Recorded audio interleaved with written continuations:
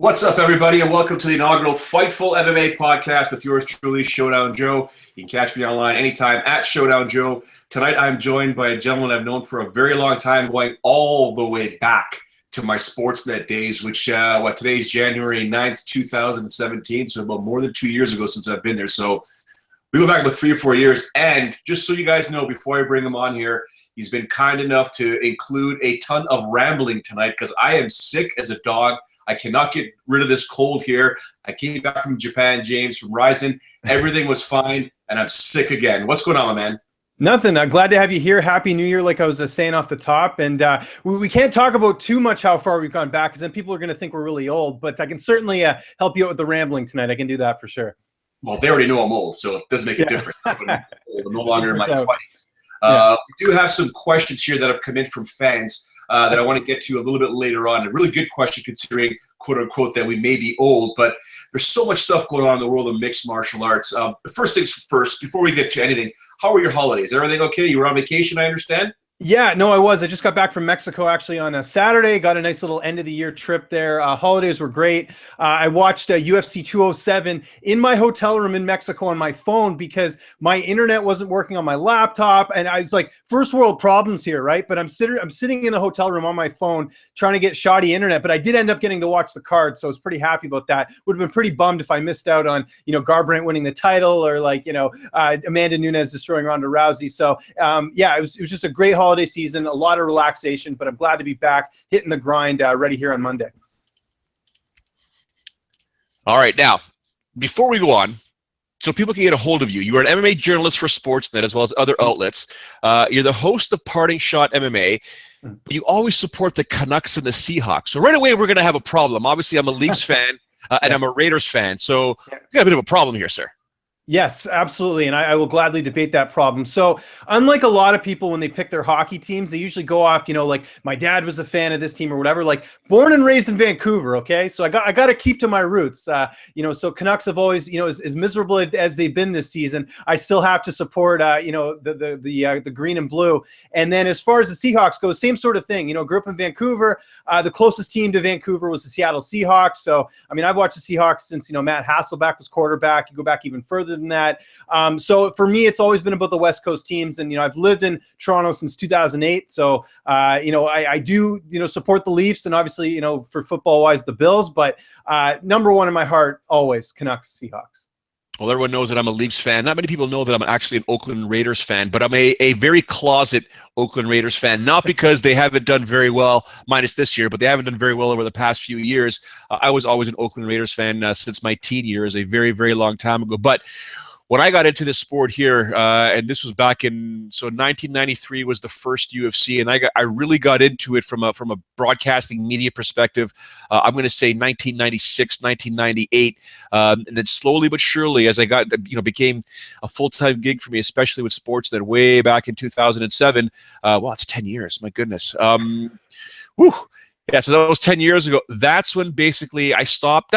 I shouldn't say stopped watching the NFL, but sort of was like, you know what, I don't have time. This is my full-time gig. I've got to do this. But started paying attention about this year. And, of course, Oakland finally starts doing well. And then, bye-bye QB, bye-bye playoff hopes, bye-bye everything. And it is what it is. But Leafs, I watch the Leafs all the time. So I'm a born-bled blue and white. Before we get into some more MMA stuff here, what made you come to Ontario since you're living in Vancouver, which is obviously one of the most beautiful cities in North America? Everyone asks me that all the time. What it was university. I actually went to Carleton, went out there in Ottawa for, a couple of years and then went to Algonquin. And then I was going to move back home in 2008. And then I ended up getting an internship with The Score in Toronto. And I've just stayed here ever since. I just ended up working in the television industry. So as much as I miss the mountains and everything else, if you want to work in television, Toronto, as you know, Joe, is the best place to be. So I've been stuck and now I'm married and, it's I'm going to be here for quite some time. So I can't complain though, man. It's a beautiful city. Absolutely. Toronto is one of the most diverse cities, beautiful, lots of architecture. Of course, it's not Tokyo. I just came back from Tokyo, where no matter what hotel you stay in, James, you look left, right, down the street. It is all concrete. It is all buildings. But if you ever get a chance to get out there, it's fantastic. Did you have a chance to watch that Ryzen event? I did not, unfortunately, but I heard the commentary was amazing, and I also heard that there's a couple upsets there. King Mo losing to Crow Cop. I mean, there was a lot of stuff going on. Andy Nugent was on that card, who I interviewed before. She went off and fought on that, and I love those New Year's Eve cards, Joe. Both of us being fans for a very long time brings me back to the New Year's Eve shows that K1 used to put on. It's awesome. Unfortunately, like I said, I couldn't watch it. The best I could do was get the UFC fight on my phone, but to get Ryzen, I mean, that was nearly impossible. And New Year's Eve's my birthday, so it was tough to go to Mexico and try and convince all my friends to sit around and watch Ryzen, especially my wife. So the struggle is real, as they say. Well, not according to Sean Ross Sapp. The commentary was absolutely horrendous because, as you know, I've got a Canadian accent, and people like to rip on Canadians when they try and speak into microphones. Did people say that, really? Because I honestly, I know, I guess we do have an accent, but to me, it doesn't sound that much different from American. But that's just me. Well, no. So obviously, when Sean Ross Sapp and I do the podcast, he's always going to throw something at me. But he's one of the best guys you'll ever meet, and he's so smart at what he does. But I think he was more or less referring to what happened to me when I did the last Ryzen event in September, where people were wondering who I was. Like, even Angela Hill was like, "Who is this guy?" And then she became a huge fan. But there were other people out there, and some of our media peers. I won't name any names, obviously, but they were taking shots like, "Who is this guy talking on this microphone? What is he saying? Like, it doesn't make. It's a horrible accent." I thought to myself, well, "Wait a second." And I told this to Sean. I said, well, "You're American, okay? Now, if I go on the East Coast, West Coast, I go there. What's the difference if you get number 20 and it's a Canadian accent?" I couldn't figure out what it was, but I got way more compliments, James, than I did any insults. None of that stuff bothered me, but I just found it comical. Well, I don't get it, to be honest, because I don't really see a huge difference. Now, if you go in the States, like you said, you go to different areas, people have different accents, but in Canada, it's pretty consistent, unless you go to the Maritimes. I don't know if you've been out there before. I was in Newfoundland this summer. That is a totally different language. I'll give you that. But as far as what, the city talk as we have in Toronto, I don't think there's much of a difference, so I wouldn't worry about it. No, unless you talk to Damon Martin, and he'll rip me for saying a boot. Every time he doesn't even say hi, Joe. He's like, "Hey, how's it going? A boot? Yeah. A boot?" And I'm like, I don't even know that I say that. But anyways, it is what it is. Before we move on to what's happening in the world of mixed martial arts, I do want to get your thoughts overall of 2016 in the world of mixed martial arts. From UFC, obviously, with Ryzen, coming up, Ryzen, no pun intended, rising up. But just in general, how the game has changed, and it's going to change a lot in 2017, in my opinion. But 2016 saw many, many, many fighters do what they need to do. Many fighters sort of fall off that, obviously, with Ronda Rousey. Conor McGregor doing what he's doing. A lot of people were having different votes. Different sites were saying, "Hey, who's your fighter of the year for 2016?" And, everyone's got varying opinions. And, of course, there's always that recency bias. Cody Garbrandt defeating Dominic Cruz, which is absolutely amazing and fantastic. But overall, my pick was actually Conor McGregor, not because he was only, I think it was 2-1 in 2016, but the fact that he made history and he won 2 titles. In essence, he became the first ever one-time divisional champion in 2 divisions. Like, that is absolutely ridiculous. But who's your guy or girl for 2016? Fighter of the year for me was Stipe Miocic. He didn't get a lot of love this year, but to me, to see the progression of where he started. I mean, we're talking about a guy who a couple years ago got knocked out by Stefan Struve. Didn't seem like there was a big ceiling on him. Doesn't come from a very flashy gym in Cleveland, Ohio at Strong Style. And what does he do? He comes out here, not only wins the title, wins it in Brazil, and then knocks out Alistair Overeem. That to me was very impressive. And a guy who, like I said, it's been one of those years where we've seen a lot of impressive fighters. It's easy to get overshadowed, but to me, Stipe is the guy because I don't know anyone who's going to beat him at this point. He's looked great. We're hoping they get that rematch with Junior Dos Santos at some point. But Stipe, for me, just what he was able to do, winning the title in enemy territory, getting the finishes he got. I mean, that was impressive. I can't go against him, but, there's lots of arguments. Garbrandt's another one. Bisping's another one. But for me, it was Stipe just because of the fact that this is a guy that no one thought would be a champion and was a champion. Yeah, Michael Bisping's an interesting scenario because of what he did and how he got that world title and how, the whole Anderson Silva fight when it happened and then just how everything went down. But Michael Bisping is something else. But now it's like, okay, Mike, are you going to fight? Like, come on, bro. You got to get into that cage. You got to defend that title. That George St. Pierre fight was going to happen at the Air Canada Center. That was no ifs, ands, or buts. I don't know if you caught my interview with George St. Pierre. I did. The Gentleman's Expo. Yep. Yeah, and he was, it's what he said on stage was about 95% of what he told me backstage, and there was a lot more that was said backstage. But I mean, when I first saw him, James, I walked over there and we got backstage, and everyone's, hey, blah blah blah blah. And, hey, George, what's going on? I looked at him. He took his jacket off, and I'm like, okay, dude, you're ripped. Like, what's going on here? You're not fat. He's never fat. Don't get me wrong, but I'm like. No. You're in fighting shape. And then he pulled me aside and we had the conversation. And I said, do you want to bring this up? He's like, I'll bring it up. You don't have to ask me anything. And I was like, whoa, okay. And he went off and he went off on the whole UFC thing. And then the Fighters Association came by shortly thereafter. But Michael Bisping, he's got to step in the cage. I know people are saying about that orbital bone. I think Yeah, I think Bisping, that's one of those guys that you got. I mean, I think the only champion that's currently booked right now on the UFC roster is actually Tyron Woodley. They announced it today. He's going to be rematching Stephen Wonderboy Thompson. A little concerning that all the champions right now aren't booked for fights. And Bisping, I don't know what he's sort of waiting for. I think the problem, Joe, is that if you look at the top of the middleweight division right now, there's Yoel Romero, but there aren't any sort of big money fights. I think that's what Bisping, I mean, these champs now, they've seen what Conor McGregor's done. They're looking for these big money fights. And Yoel Romero just is not one of those big money fights, and I think that that's sort of where the hesitation is. If Weidman had beat Yoel Romero, I think that's the money fight that he would have wanted. And Weidman defeated Silva and everything else. Luke Rockhold's on the shelf, so there's lots of. I think the issue is that Romero is the clear contender, but at this point, he isn't the guy that's going to sell a ton of tickets, and I think that's why Bisping, injured or not, I think he's sort of looking at that. Up an exceptional point that Sean Rossap and I have talked about on numerous occasions on the Fightful.com podcast, which is now called Fightful MMA. Ladies and gentlemen, make sure you check out FightfulMMA.com very, very soon. If you do have any questions, make sure you use the hashtag FightfulMMA. James and I will address any questions, as well as I've got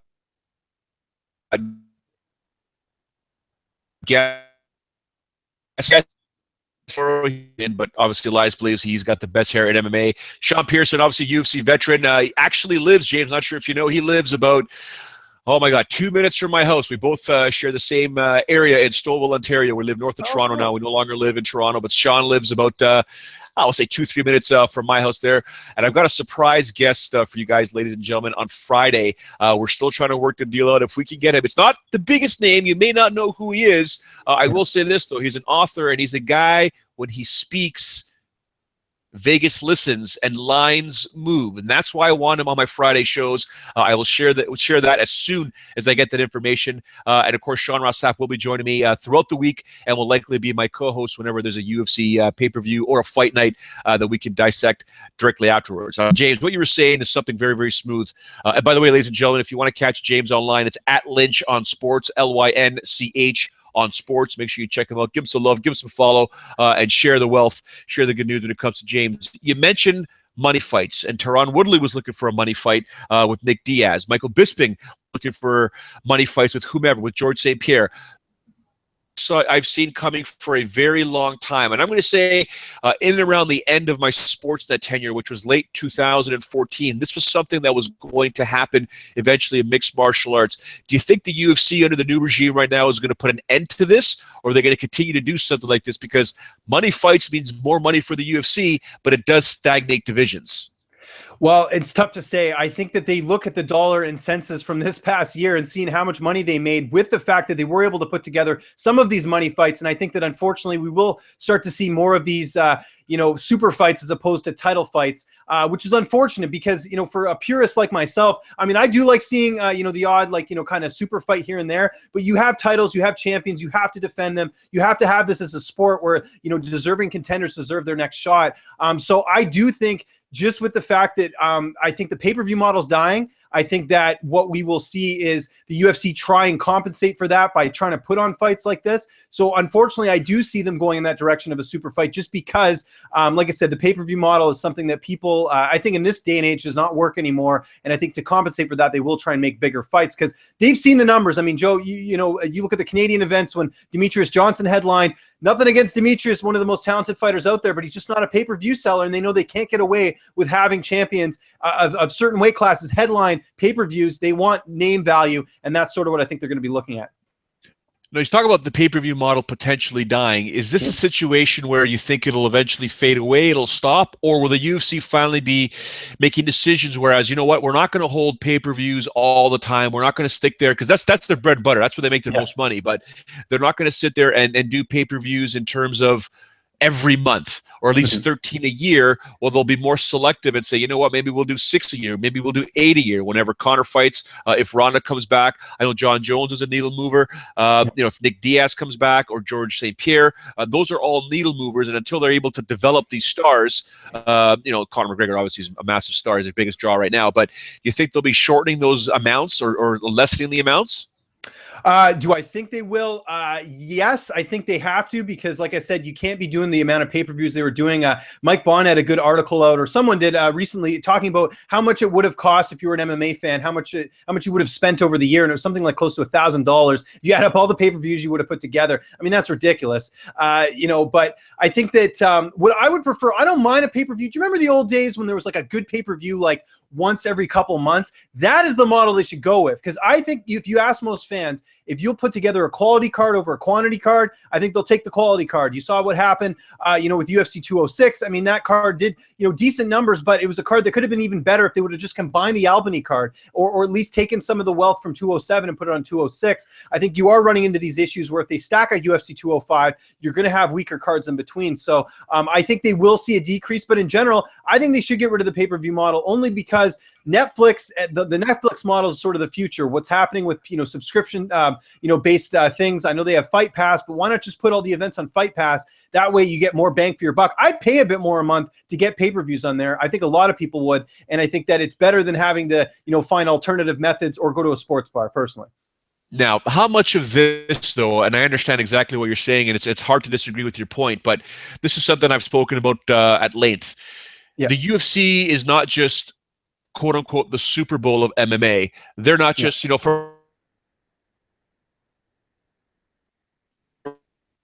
from the actually, the OHL or CHL or whatever, they've got levels within the UFC that, in my opinion, not necessarily waters down the product, but they're not the elite of the elite. There was a time when the UFC back in the day was only the best of the best. If you were the best at what you did, you fought in the UFC. You take a look at some of these fight cards right now, and I think 3 of the last 4 of the last 5, I think you could name, there were fighters on there that even I was like, oh my God, who? Where? What? Like, I've got to look up this guy or girl and try and find out who they fought and look at their fights. And it's like, this is not how the UFC is. This is like, the UFC is basically, in my opinion, they've taken out a layer of grassroots MMA that should be dedicated to grassroots MMA, and take nothing away from the organizations that are feeding the UFC, or organizations where the fighters get cut and come down to these organizations. I think there's a level there that there should be something a little bit higher. I think the UFC just simply has too many fighters on their roster, and I understand it's the Fox deal and they've got to put so many events on, including their pay-per-views, but do you think the UFC simply has too many fighters? They've got to cut out some of that quote-unquote fat and just keep the elite of the elite? I think they do, and I think that a lot of people share the same sentiment that you just mentioned there, which is that it doesn't seem like it's that difficult to get in the UFC like it used to be, and that's why you see shows like The Ultimate Fighter fail, because the talent level just isn't there. I mean, how many times have we seen an Ultimate Fighter winner get on the show, go to the UFC, and get cut? I mean, that didn't used to happen when they first had the show going on. I think there's sort of a correlation there. Now, as far as what you do, as far as kind of making it a bit more quality, I think we're going to see that. I think we're seeing the UFC starting to cut a lot of guys. We're seeing guys not compete and look elsewhere as far as fights and everything else, whether that's a sponsorship deal with Reebok, whether there's greater horizons elsewhere. I think we are going to see a shortage of roster spots on the UFC roster for next year, just with the fact it seems like they want to go more with that quality angle as opposed to the quantity. I kind of get that sense, because it just seems like now they're a little bit easier when it comes to releasing guys than they used to be. And I think that's sort of something we should keep an eye on in 2017. But to get back to your first point, I think they're with the fact that there's streaming deals across the nation now. You can watch fights. I mean, you go back to the old regional days, you'd have to go to the event to watch it. Now with streaming and everything else, I think there's lots more options for fighters as far as the regional scene goes, and hopefully that's something that's still viable for a lot of fighters in the come up. Absolutely. Now, speaking of 2017, there are going to be some changes to the rules, unified rules of mixed martial arts. John McCarthy put out a fantastic video explaining everything. There's going to be some changes now. Obviously, a downed fighter, and he was speaking not just to the industry, to MMA fans, but more or less to referees and judges. And when he's speaking to the referees, he was talking about a downed fighter and how the definition of a downed fighter is now changing. Gone is that loophole where if you're caught in a precarious position, you can put your hand on the mat and now you can't get kneed or stomped or kicked in the face. Guess what? Too late, too bad. It's going to happen now. Agree or disagree with this change? I agree with it. I think that as the sport grows, I think you have to evolve with how we're sort of viewing the sport. I think this is one of those rules where, again, just because a fighter puts their hand down, that shouldn't be a way for them to get out. If they're in a bad position, they should figure out a way to get out of that position instead of putting their hand down. So I'm in favor of it. In terms of fighters extending their hand with their fingers out, that is going to change. The guys are going to get warned. Girls are going to get warned if they do that. I kind of like that rule, although I do understand why a lot of fighters do that because they do use it for range. They do it for range. So it's he says you can't put it towards the face or the eyes, but then again, you can't put it below the chin because now you expose your chin, and you can't put it high because it takes it messes up your balance. Is this the answer that we were looking for this type of situation? It's a step in the right direction. It's not good for John Jones or for Travis Brown or guys like that who've been known to do that in fights before with the poking of the eyes, intentional or non-intentional, whatever you want to call it. But I think it is a step in the right direction because eye pokes really are still a really bad thing in the sport. It doesn't happen all the time, but when it does, it certainly ruins a fight. And I think it's something, if they can figure out a way to eliminate that, I think this is sort of a step in the right direction. It's not the solution, but it is a step in the right direction. The way they are going to be judging fights, finally, okay? And before we get to judging fights, I'm surprised, John couldn't say it in the video, that I know for a fact, but that 12-6 elbow is probably going to be next. That is the most ridiculous thing I've ever seen. I don't know if you know the whole story regarding that, but when they created that rule, the day before they were putting together, I don't know if it was the actual first unified rules of MMA or when they made some change. I'm not sure what date it was, but one of the inspectors or one of those karate demonstrations where a guy was sitting there going 1, 2, and then wham, he breaks like 12 blocks of ice and went to the meeting the next day with the ABC and says, we are banning these elbows. They could crush a skull. And people were like, are you kidding me? No. And it's a rule that's stuck ever since then. So I'm not sure if you knew that story, but that is one rule that has to go, James. I didn't know that story. Thank you for telling that. And I completely agree. This is one of those rules that, again, I don't know why this stuff hasn't been sort of changed earlier. We've been in the sport for a while now. I'm glad they are finally implementing it. But these are just little things that could just make the sport that much better and not have these, kind of these sort of question marks at the end of a fight if something like that does happen. Like in that case with the elbows, it's silly. And I'm glad they're, going to be fixing that. And I just thought of something. I'm probably going to tell Big John as soon as we're done this. I'm sure John's not watching this right now. He's not being nice to me. No, I'm kidding. All they have to do, measure the force. Pick anybody out there, the strongest guy at the meeting, and say, here's what I want you to do. Let's measure how much power you could generate from doing this versus how much power you could generate doing this, which is legal. Yes. Right? I know. Yeah. And then you can have your answers right there. Yeah. You'd think it sounds so simple, but with these commissions, sometimes you never know what's going to happen. So I sounds simple to you and me, but hopefully they can, put it in a way that they will understand that. You know what? I'm going to, as soon as I'm done this podcast, text them. We're changing the sport. We're not just talking about MMA here. We're trying to change things. It's 9:30 Eastern right now, so it's 6:30 where John is. He's out in California. Maybe I'll just give him a call and bust some chops there. He likes making fun of me as well, so it'll be fun. The way fights are going to be judged now, finally, they're going to be judging them more correctly. They're starting to remove a little bit of the subjectivity. Okay. Yeah. One of the things I learned a long time ago, I'm sure you remember Carlos Newton. Newton's manager, Terry Riggs, and I were part of the original group that tried to get amateur mixed martial arts sort of regulated or under the oh my goodness, the ministry here at the time, of Ministry of Consumer Affairs at the time back. This is like, oh my God, late 90s, early 2000s. We tried to get amateur mixed martial arts at least regulated or understood here and allowed in the province of Ontario. And we would sit down and we'd break down everything you could possibly imagine, how we would score it, what the fighters would wear from a beginner, intermediate to advanced level. And one of the things we talked about when it came to scoring and training the judges was understanding that if something is happening, for example, in the striking realm, okay, a guy throws a 3-punch combination or throws 6 jabs or whatever. So the fighters come in, they have an exchange, they separate. If one guy throws 5 or 6 punches, the numbers means nothing if the other guy or girl lands a monstrous blow. You won that exchange. And that's how we always thought judging should have taken place. That's what they're doing now. It's no longer quantity. It's going to be about quality.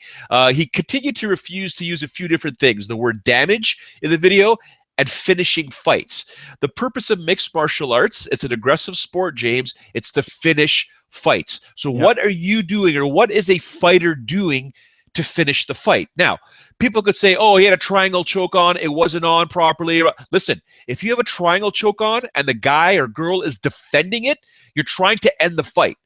Okay? Yeah. If the guy's caught in a triangle choke for 3 to 4 minutes and he's getting elbows to the head, that's a 10-8 round. Okay, that's how judge. I mean, I've got 2 certificates over there to, I guess, your right, my left, that showcase that when I took these courses with Big John, the referee course and the judging course, we went through this specifically. And when other people talk about it, they don't understand it because they've only watched fights. There's specific criteria to be used when you're judging fights. Now, there is a scale, James. There's a scale that happens. So, and we broke that scale down in terms of what's happening for the majority of the round. Oh, is one guy taking it over? That scale is always in the middle until some guy does something. It's like a video game. Something happens, that meter goes down, right? Yeah. Can that other fighter do enough to bring his meter back up or whatever? So there's a sliding scale that we all have to pay attention to. Finally, now they're going to be looking at that. What are your thoughts? I mean, did you see the video, and what are your thoughts on all that? I did see the video, and I think that I like the fact that they're going to include like the ground positions. That was something that just wasn't. It was mainly for striking was what they were judging before, which is, you know, again, coming from the boxing model, not necessarily a mixed martial arts model. I think that there is a lot of educated people out there. It's just a lot of them aren't judges, aren't judging these fights. A lot of times when you watch a fight and you see people say, I scored it this way, I scored it this way, most of the time, the majority of the public has the fight right. If the judges screwed up, it's on the judges. I think there are a lot of capable people of, you know, determining a 10-8 round or, you know, a 10-9 round. But I think it's a matter of who's being put in these positions. But if the literature is changing where you're literally saying this will count as damage, this is something that should be, you know, taken into consideration as far as someone finishing a fight, I think that's positive. And I think that, again, will hopefully lead to people having a better understanding of what it is to be a 10-8 round. I can give you a million 10-8 rounds. You know, we could be here for hours. But to me, if a fight is being close to being finished, that to me is a 10-8 round. And if a guy's, you know, has a lot of damage and things like that, I think those are things to consider as well. But to me, a lot of people, when it comes to 10-8s, it's pretty consistent. Now, we're talking about you and I and a lot of other media members out there that understand this sport. A lot of fans are very, very intelligent. Throughout my travels all across North America, now globally, obviously, heading over to Europe and heading over to Japan, there's a lot of smart people out there. The ignorance out there is beginning to sort of dwindle with the masses. But then you have, and I want to be careful how I say this because I know what her intentions were with her message, but Meryl Streep has made headlines in the world of mixed martial arts by, you know, people are saying she took a shot at football and mixed martial arts. What's your take on this whole situation? I'm not as offended as everyone else. Here's the thing, Joe, and we've seen this a million times throughout history, not just with Meryl Streep, but with other people who want the sport banned, who call it barbaric, who say it's, you know, this and that. There's going to be people, no matter what, will not like mixed martial arts. That's just the way it is. We have to accept this as a hardcore nation. We live in this bubble sometimes where we want everyone to love the sport and appreciate it the way we do. That's not going to happen. As far as blood being there, even though this is 2016, there's people who still have a problem with that. So I understand that. So if she wants to make an opinion and say that it's not art, I'll leave that to her. I'm not going to go out there and judge the Golden Globes, you know? So it's kind of one of those things. She just made a comment on the sport. I'm not that offended by it. I think that fans shouldn't get offended by it. It's someone who doesn't watch the sport who's making a comment on it. I think if anything, it's good that even the sport was brought up, and I'm glad she didn't say train UFC or, you know, something like that. She actually said mixed martial arts, so I'll give her credit for that, but not as outrageous as some people are. Yes. When I first, when it was first brought to my attention, I kind of watched the video and I listened. I was like, I'm not offended. I've been doing this for, a better part of 20 years. Oh, well, someone else doesn't like the sport. What else is new, right? But it takes me to our one of our fan questions. But make sure you guys use hashtag Fightful MMA. At Tracy Trudeau asked flat out, Love her. how She's have great. you both evolved your approach / philosophy to sharing MMA since the start of your journeys? You want to go first? You want me to go first? You can go first. And when she says sharing MMA, I guess we're assuming content, or what is like what she's sort of, or is she talking about explaining the sport? I would say both. Why don't we just say both? Because, when I first started off in this sport here, I did go to all the different sports stations in Canada at the time. I went to Sportsnet, TSN, The Score, Global, CBC. There's some that I'm missing. But I basically said, look, this is a sport. Whether you like it or not, it's going to be big. It's going to happen. It's going to grow in popularity. It's mixed martial arts, and I would go through the explanation, and I got chased out of every door. I was told the sport is too barbaric. It's not going to happen. Eventually, someone's going to catch on, I would say. And my mentality when I was much younger was like, look, you're either in or you're in the way. Someone's going to bite. Someone's going to understand this. Someone is going to see value in this, which is generally money, and money means you're going to get sponsors, and sponsors bring in revenue and ratings and all that jazz there. My mind has changed a lot since then, because the Meryl Streep situation is a perfect segue, only because it doesn't bother me anymore. Even when I hear it on our own mainstream stations here, James, it doesn't. You want to rip apart MMA, go right ahead. It is what it is. It's been a mainstream sport in Canada. A lot of our American or international audience don't really know how long it's been on mainstream sports. It started off with Sportsnet back in 2006 or 7, I believe. In 2009 is when UFC Central went on the air.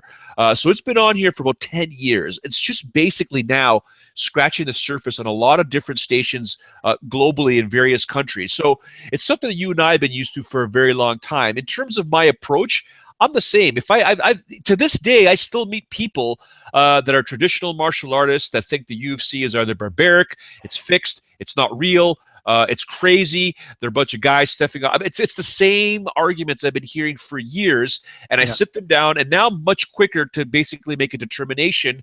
I've never been, you know me well enough. I've never been one to judge, but very quickly I will understand who I'm speaking to, and I'll know right away to make a determination and say, I'm not going to get into your head. You're closed-minded. You're not listening to what I'm saying. So I'll give my explanation. I'll say why it's a fantastic sport, why it is an art, why it's the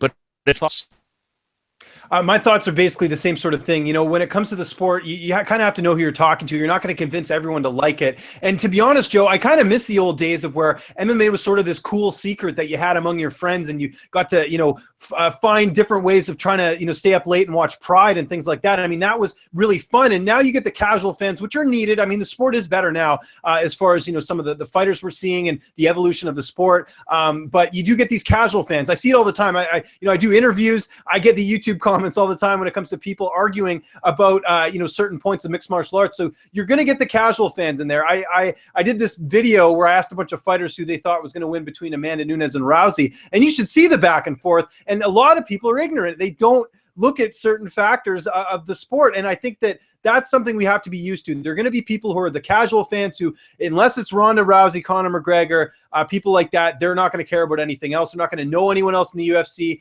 And then there's the people who are hardcores like ourselves who, know the undercard fighters and people who are worth, investing time in watching and everything else. So my approach is sort of, as far as it evolving, I think initially I wanted it to be mainstream, but now it's like, I like this group of people that are into it. I don't need approval from Meryl Streep or from anyone else. I remember UFC 174. We were both there in Vancouver. That was Demetrius Johnson and Bagotinov. And there was a journalist from Vancouver, I believe it was for the Vancouver Sun, who said this sport should not be allowed here and everything like that. And I remember at the time when that happened, there was a lot of outrage on social media and people, going after this person on Twitter. And I'm just like, they're just not educated. They have their opinion. It's not going to hold weight. They're not going to stop banning the MMA in certain places because of one journalist, what they wrote. You just have to let those people be how they are. And as far as, my approach to it, I ignore all that. And, I love the sport. I promote it. You're never going to see me, bash things about the sport. I love it. I admire what the fighters do, and that's why I'm covering it.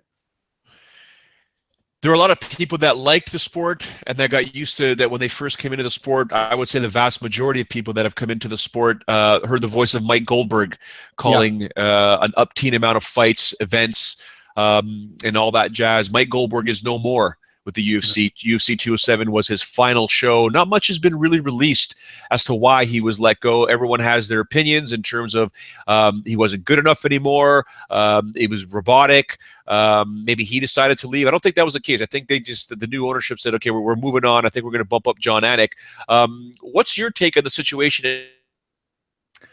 Regarding the UFC. Yeah. My sort of take on the whole thing is just that I don't see it as a big of a deal. I wish the UFC would have given him a proper send-off, though. I mean, you put that much time into a company like that, it would have been nice to see sort of a video tribute or something along those lines to sort of commemorate the work that Goldberg had done, because he's been there for so long.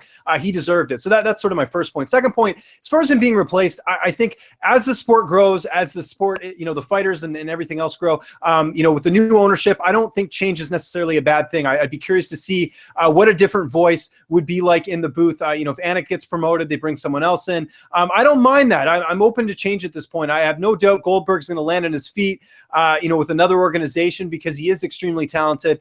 Fans were getting tired, but I think fans will miss Goldberg. People now, it's so quick to say, oh, this guy sucks. Because again, a fickle bunch in the MMA community. Everyone thinks they can do a better job than the people, they're actually covering it. So that's something I've come to learn, but you got to just sort of accept that. But as far as Goldberg goes, I think he'll be fine as far as what's next for him. But he did a great job. I think that the chemistry between him and Rogan will be tough to replicate no matter who comes into place. So I'm curious to see what's going to happen as far as the replacement goes. And before all my Twitter followers start hammering me again, no, the UFC has not called me. No, I'm not on their radar. And remember, I might be doing stuff with Titan FC on UFC Fight Pass, which kind of gets people thinking, hey, you know what? You should move up and do the UFC. I'm also doing things for Ryzen. Yeah. So, yeah. It's tough. Start doing the math, and it'll be a bit of a challenge to have someone that to be doing Ryzen events and UFC events. That would be a bit of a challenge. So I'm not on the radar. Don't think I'm going to be going to the UFC, ladies and gentlemen. I'm more than happy here at Fightful MMA. The last bout that Mike Goldberg called was Ronda Rousey. Mm-hmm. Rousey and Amanda Nunes. Rousey posted on Instagram today basically saying, you know what, from rock bottom is where her foundation is now going to be built. That was a great quote. And then Cyborg, people think it's Cyborg. It's not Cyborg, but her people went on there and posted something relatively nice on there. What do you make of this situation? Well, I hope Rousey comes back, because I certainly don't want her career to end like that. No, Rousey's career is not fabricated like some people are suggesting. She really did get all those wins. She really was that talented. I think for her, she's in kind of a tough spot, because you can tell she's a very loyal person as far as the people that surround her. And I think the thing that was very evident in that fight with Amanda Nunes is she needs a coaching change. There's nothing wrong with that. There's been plenty of fighters who have moved on to other camps. And I think that in other fighters' cases, being too loyal can sometimes kill your career. I think in Rousey's case, if she can get with a different camp, we can see the comeback here, because let's be honest here, she's lost to two of the best fighters in that division in Holly Holm and to Amanda Nunes. I mean, Amanda Nunes is scary now. I don't know who's going to beat her at this point. So no shame in losing to her, even the way she did. You're not going to outstrike Amanda Nunes. It's just not going to happen. To me, what it said was, she's maybe hopefully she's kind of turned a new leaf and maybe start to, do more of these interviews, be more personable, because I think that was part of it too. There was so much pressure on her heading into this fight. She ignored all the media. She did all this other stuff. It looked to me like she wasn't stable going into this fight. As far as, not accepting the loss, like say a Conor McGregor did when he lost to Nate Diaz. McGregor, acknowledged the loss. He says he's going to get better. He's going to get right back in there and come back. With Rousey, it didn't sort of go that way. And I think a lot of people would have wanted her to have this great comeback story, and it hasn't happened yet. So the fact that she's on there posting and saying, she's at rock bottom, hopefully, usually when you're at rock bottom, you make some changes. I hope that will happen with Rousey. I think if she stays with Edmund Tarvinian, it's not going to end well. I don't see it, her getting any better, unless she's facing someone that just does not have great striking. I think if she can get most women in that division on the ground, it's game over. But if you're facing someone with good striking, you're out of luck. So that's my thoughts on Rousey. Now, her options aren't exactly limited, but she's got to be careful where she goes. She can't go to American Top Team. She can't go to Jackson Winklejohn because Holly Holm is there. Good point. Team Alpha Male. I know she's got really good friendship with Uriah Faber and the team over there. You think that's an option for, or perhaps Dwayne Bang Ludwig's camp? Well, isn't she? I'm not trying to start like a gossip thing here, but isn't her and Paige Van Zandt, aren't they like not getting along or something? There was that whole story. So I don't know if that would play a factor on that, her going to Alpha Male. If she's if what happened to Rocky when he lost, he went in the cold and, made his big comeback. You mentioned Dwayne Ludwig. Colorado would be a good spot there for her to go and train with Dwayne, come up to Montreal and Canada, train with Faraz. I mean, she just needs a cerebral coach, someone who will utilize her talents. I mean, the Ronda Rousey that's fallen in love with her boxing has been the worst thing for Ronda Rousey. I mean, her knocking out Bethe Gea was probably one of the worst things that happened to her because she got away from what she was good at. I think if she goes back to her judo, goes back to her ground game, I think she can find success, and I think a good coach will do that. So I think there are some options. Like I said, I think TriStar. You could go, Colorado with Dwayne Ludwig. Even someone like Matt Hume, who trains Demetrius Johnson in Seattle. He's kind of been an underrated coach, and I think what he's been able to do with Demetrius Johnson could pay dividends for someone like Ronda Rousey. The question is she going to break that loyalty thing? I think she's got to get rid of the people around her, and that includes all these yes people who think that Edwin Tarvinian's this great coach, because he's not. I mean, the stats, they speak for themselves. The fighters who have trained with him just have not panned out well. So that's all I got to say. Well, I'll give you problem number one and solution number two. Problem number one is I don't think Ronda's going to be leaving California anytime soon, so she's got to look at somewhere there, and that's why the Team Alpha Male thing came up. The Paige Van Zandt situation, I'm sure that could be rectified. If the rumors are true that there's, quote unquote, an ego play, they could work that out. If they can't work it out, there are times when, you stay on that side of the room, you stay on that side of the room. You're never going to spar. You're never going to, people will sit there and they'll make sure that they don't interact. I've been in gyms all across this country, all across North America, where I know guys do not like each other. Girls don't like each other, but they go in there, they do their job, and as long as they're focused, they could give a rat's ass about whoever they don't like on the other side of the room. So I know, in my opinion, those egos, it could be dealt with. And for the sake of Ronda Rousey, and I wrote an article specifically saying, look, more than she needs us. Okay. Yeah. She's a draw. She brings so much to the table, James, whenever she competes. And the story that I told people is I was in Japan in my hotel room after the Ryzen event. Yeah, it was after the Ryzen event. And, I was just scrolling through the channels and I'm thinking, what's on? I'm Japanese TV, CNN. So I was watching CNN. Well, guess what the number one update in the CNN sports was? Talking about Ronda Rousey losing. Yeah. Yeah, it's a huge deal. And even when I was in Mexico, even on Spanish television, that was also the number one story there as well. So she does sort of transcend the sport. You did mention California. There are two other options I didn't even think of that sort of just popped in my head. American Kickboxing Academy. I know there's a lot of talk about them, having their fighters get injured before fights, but Javier Mendez, a great coach. Look at what he's done with Cormier and Cain Velasquez. That could be an option. Not any female fighters there, but she could train with a lot of really good male fighters. And the other option, Alliance MMA. Eric Del Fierro, the work he's done with Dominic Cruz, and there's also some female fighters there as well, training there. Jessica Penn. There is some options there as far as California goes. Those are two other camps where they do have two good coaches that I think could do wonders compared to Edmund Tarvinian. And I hate to pile on the guy, but I see her loyalty could really kill her career. I think now's the time. You had two shots at this, didn't work. Time to move on. All right, before we wrap up the show, I got three quick things I want to get at you real quick. Now, in October, Fightful.com reported that Julia Budd would eventually be fighting for a Bellator title at 145 pounds. Obviously, Marlos Kunin is there. This fight is now taking place. It's booked. Do you like this idea that Bellator has a 145-pound champion? Are they jumping ahead of the UFC? Or not? They're not really because of the Holly Holm fight. But do you like this idea, or is it one of those things where it's like, there's just not enough depth in this division? I don't think there's a lot of depth, but I do like this idea because I don't know what's happening with the featherweight division with the UFC because of this whole Cyborg thing, which don't want to get off on a rant there. If she's out, that sort of takes away a lot of the luster of that division for the UFC. So even if they do have the title fight, there's no guarantees how often they're going to have fights in that division. So I worry a bit about that. But as far as Bellator, that was sort of unique to them. I think there are a lot of 145 fighters outside the UFC that could maybe jump ship and go to Bellator. And, there might be more financial options there for female fighters. I mean, who knows what these fighters are getting paid in the UFC? I mean, if you go over to Bellator, you might get paid a little bit better. I do like the direction here. And, I always like supporting the Canadian fighters. Glad to see Julia Budd getting the treatment too, because if you remember, this fight was initially supposed to take place at, I believe it was Bellator. I'm going to get the numbers mixed up. It was supposed to take place at a Bellator card. Bud got injured. Alexa Dunfree fought Coonan instead and beat her. It wasn't for a title. She came in 4 pounds overweight, almost 5 pounds overweight. But that fight was going to be on like an undercard. At least they're making this the main event. They're actually featuring it. First female fight to headline a Bellator card ever. So I think it's a step in the right direction for women's mixed martial arts. And I think it's good. It makes Bellator different.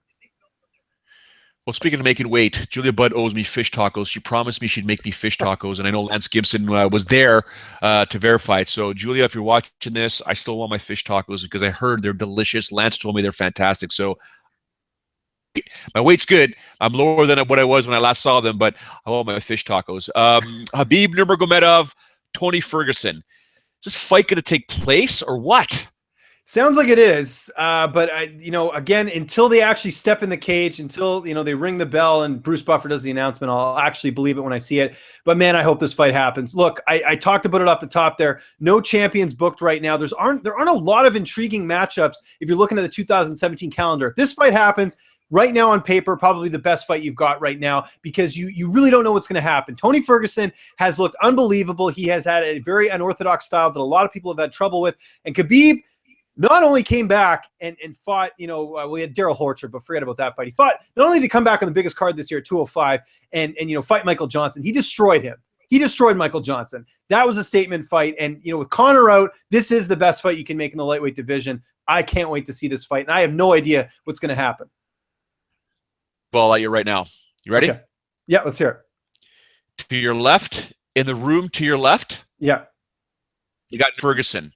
Yeah. At the exact same time, in the room to your right, yeah, this is TJ Dillashaw. Where are you going? Well, do you give Dillashaw the title shot? Right away after that win over Lineker, was a very impressive win. I think the thing with Garbrandt is I wonder if you save him and Stipe for a Cleveland card because they're both from Ohio. I wonder if they sort of look at that strategy because I believe the Nurmagomedov-Ferguson fight would be in Vegas. I think it was at 209. Was that card? It's tough. I got to look at the calendar there. But no, if I'm the UFC, I think Dillashaw is the next rightful person as opposed to a Cruz rematch. Just because. Cody won decisively, whereas Dillashaw, he destroyed a Sun Tzu and he destroyed Lineker. I think he's the next guy in line for a title shot. My answer would have been to break down the walls. All right. Before I let you go, there's a card on Sunday. UFC Fight Night 103, Yara Rodriguez taking on BJ Penn. Obviously, I've been a proponent of someone that does not want to see BJ Penn come back. Me too.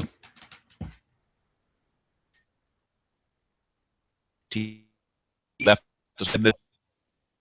I don't think it's going to end well for BJ Penn in this fight. And the other thing is, Joe, have we heard anything about him actually training at Jackson's post Christmas? I haven't heard anything. I don't even know if he's there at this point. I know Rodriguez, I believe, was training with someone else as well because, of course, there's that conflict at Jackson's. I just don't see it ending well. First off, we know that fighters that cut weight later in their career go down a weight class. It never ends well. And BJ's getting up there. He hasn't fought in forever. First off, is he going to make 45? Second off, how's he going to look against a guy in Rodriguez who just seems to be getting better and better every fight? I just don't see it ending well for him. I think Rodriguez wins this one. It's tough to pick the prodigy in this one. Yeah, speed's the first thing to go in fighters, and BJ Speed left a long time ago, and Rodriguez is one very fast cat. James, I want to thank you very much for joining me today. Don't forget, ladies and gentlemen, you can get James Lynch online at Lynch on Sports, MMA journalist for Sportsnet, as well as other outlets. He is the host of Parting Shot MMA, and of course, a Canucks and Seahawks fan. James, one last thing before we let you go. Anything you want to say to the fans before you say goodbye? First off, thank you so much for having me on here. It's an honor to be on the first official Fightful MMA podcast, so I appreciate that. Lynch on Sports, you can follow me on Twitter. We can talk about MMA, we can talk about hockey, we can talk about whatever. I'm always down for chatting. You can find my work, sportsnet.ca, MMAoddsbreaker.com. You can find all my interviews there, video interviews. Also, flowcombat.com. Check out my stuff. I'll be having some Bellator interviews coming out this week. And youtube.com/Lynch on Sports. You can find all my interviews on there in one nice little fancy package. Joe, can't thank you enough. This was a blast, wasn't it? Oh, pleasure was all mine, man. Thank you very much for making the time. Ladies and gentlemen, that is a wrap for the inaugural Fightful MMA podcast. Thank you very much. Don't forget, everything will be online on YouTube, iTunes, and a lot of changes come to the site. Thank you very much for tuning in.